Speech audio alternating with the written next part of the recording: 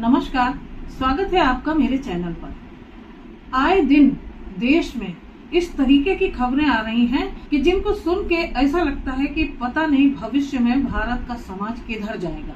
इस तरीके से अगर गंभीर घटनाएं घटती रही हमारे देश में, जैसे कि राजा रघुवंशी वाला केस है, उसके बाद मुस्कान वाला केस आया और अतुल सुभाष के जो केस हुआ, इसके सबके बारे में तो आप अच्छी तरीके से जानते ही हैं। और ये जो रिसेंट केस हुआ है, सिया नाम की लड़की ने अपने होने वाले पति को खाई में धक्का देके मार दिया।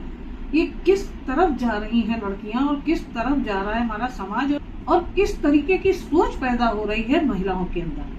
तो ये एक बहुत बड़ी विडंबना है हमारे देश की, जिसकी संस्कृति और जिसकी परिवार संस्था का गुणगान पूरे विश्व में होता था। आज वही समाज इस तरीके से पतन के गर्त में जा रहा है। आप सभी को पता है कि महिलाओं को घरेलू हिंसा से बचाने के लिए एक एक्ट पास हुआ 2005 में, protection of women from domestic violence act 2005, जो महिलाओं को घरेलू हिंसा के केसेस में संरक्षण प्रदान करता है। और मजे की बात, जिसमें सिर्फ महिलाएं ही शिकायत दर्ज करा सकती हैं, केस कर सकती हैं अपने पति और उसके परिवार वालों के खिलाफ। वहां पति अपने लिए कोई मांग नहीं कर सकता, उसके लिए कोई रेमेडीज एक्ट के अंदर नहीं है। इसके अलावा आपने ये भी सुना होगा कि एक राष्ट्रीय महिला आयोग 1990 में बना, जिसमें महिलाओं की समस्याओं, महिलाओं की परेशानियों, उनके प्रताड़नाओं और उनके साथ क्रुएलिटी होती है, उन सब चीजों का निवारण के लिए, उन सब में उनको न्याय दिलाने के लिए राष्ट्रीय महिला आयोग का भी गठन हुआ, नेशनल कमीशन फॉर वुमेन 1990। लेकिन क्या पुरुषों के लिए घरेलू हिंसा से बचाव के लिए कोई कानून बना? पुरुषों के लिए भी कोई आयोग है? या फिर घरेलू हिंसा और उनके साथ होने वाली प्रताड़ना से उनके बचाव का कोई कानून है हमारे देश में? क्या पुरुषों के साथ घरेलू हिंसा नहीं होती, उन्हें प्रताड़ित नहीं किया जाता है पत्नी और उसके परिवार वालों के द्वारा, लेकिन उनके बचाव के लिए कोई कानून नहीं है, कोई संरक्षण की व्यवस्था हमारे देश में नहीं है। आपको चौंका देने वाली बात मैं ये बताऊं कि एनसीआरबी ने, यानी नेशनल क्राइम ब्यूरो ने, अभी पिछले साल के जो आंकड़े प्रकाशित किए थे, उसमें 81,000 पुरुषों ने हमारे देश में घरेलू झगड़ों से, घरेलू हिंसा से तंग आकर आत्महत्या की। 81,000, यानी कि नोट कर लीजिए इस संख्या को, 81,000, जिसकी एग्जैक्ट जो संख्या है वो है 81,063 पुरुष जो कि आत्महत्या कर चुके हैं 2025 में, सिर्फ घरेलू झगड़ों और घरेलू हिंसा से प्रताड़ित होकर।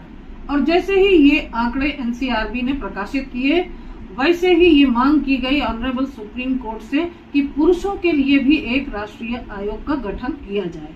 श्री महेश कुमार तिवारी नाम के एक एडवोकेट ने ऑनरेबल सुप्रीम कोर्ट के आगे अपनी ये याचिका दायर की, जिसका ग्राउंड है एनसीआरबी की ये रिपोर्ट, जिसमें बताया गया है कि 81,063 पुरुषों ने घरेलू झगड़ों और घरेलू हिंसा से तंग आकर अपने जीवन को समाप्त किया 2025 में।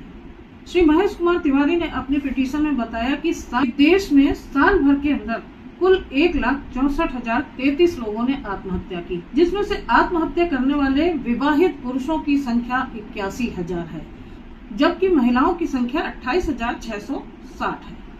और आपको ये भी बता दूं कि 2021 में लगभग 33% पुरुषों ने पारिवारिक समस्याओं के चलते और 4.8% पुरुषों ने वैवाहिक झगड़ों से तंग आकर आत्महत्या की। अब आप समझ गए होंगे कि मैं किस बारे में बात कर रही हूँ। मैं यहाँ बात कर रही हूँ इस वीडियो में पतियों के अधिकार के बारे में।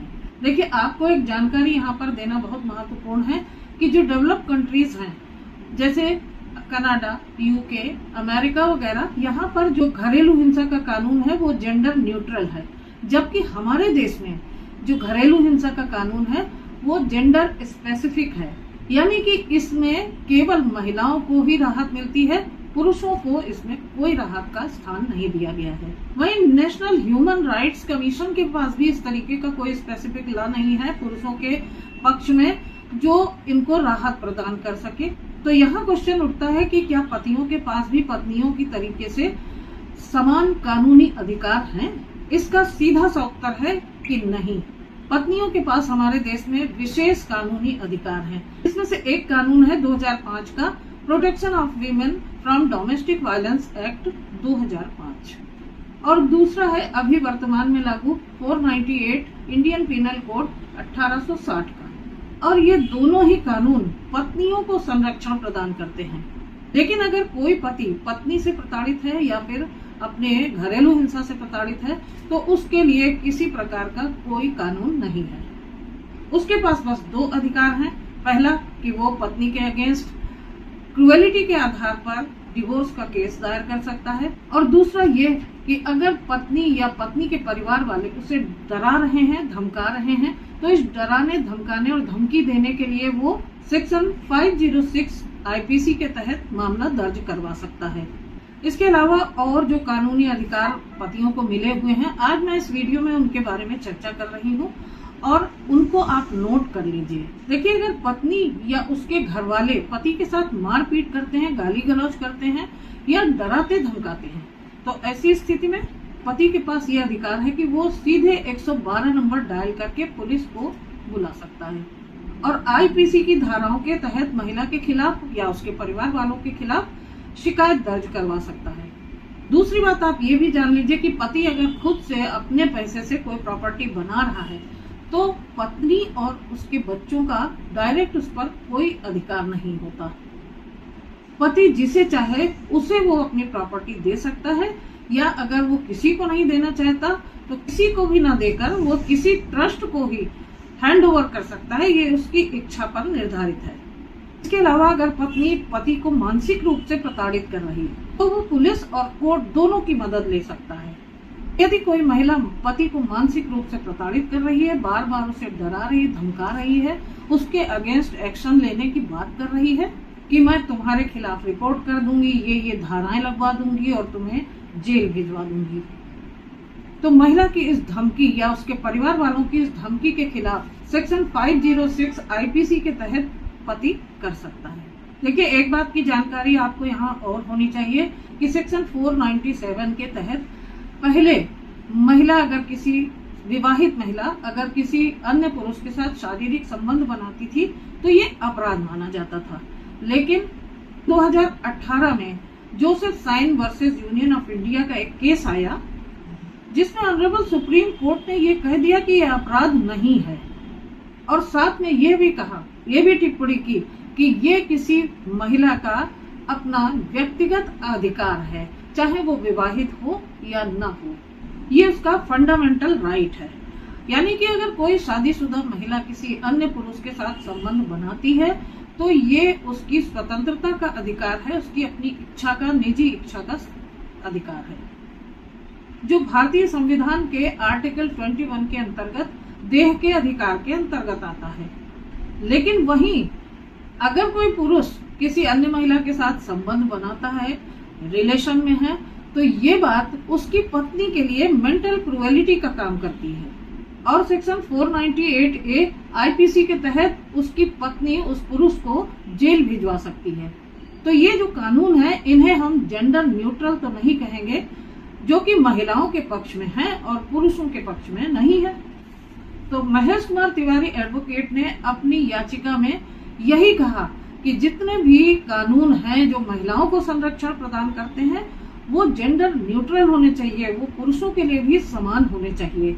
और इसके साथ साथ उन्होंने पुरुषों के लिए भी राष्ट्रीय आयोग की मांग की है। तो आपको यहाँ क्या लगता है? एनसीआरबी के डाटा के बाद आपको लगता नहीं है कि देश में एक पुरुष आयोग का गठन कितना जरूरी है? अपना जवाब हमें कमेंट बॉक्स में आप जरूर लिख के दीजिएगा। इसके साथ ही अगर आप और भी पुरुषों के अधिकार के बारे में जानना चाहते हैं तो मेरे चैनल पर जाके आप बहुत सारे ऐसे वीडियोस मैंने अपलोड कर रखे हैं जिन्हें आप देख के समझ सकते हैं कि पतियों के पास और क्या क्या, किस किस कानून में कौन कौन सी धाराएं हैं और कौन से अधिकार उनके हैं जिससे वो इन सारी प्रॉब्लम्स का सामना कर सकते हैं। और अगर आपकी इसके अलावा भी कोई क्वेरी है आप हमें जरूर कमेंट कीजिएगा ताकि उस पर मैं एक वीडियो बना सकूं और आप तक ला सकूं। इस वीडियो को बनाने का मकसद ये नहीं है कि मैं महिलाओं के विरोध में बोल रही हूँ, लेकिन कानूनी जागरूकता फैलाना और सभी के लिए समान न्याय का सुनिश्चित किया जाना बहुत आवश्यक है। केवल इसी मकसद से इस वीडियो को मैं बना रही हूँ। मेरा मकसद यहाँ महिला और पुरुष के झगड़े में पड़ना नहीं है।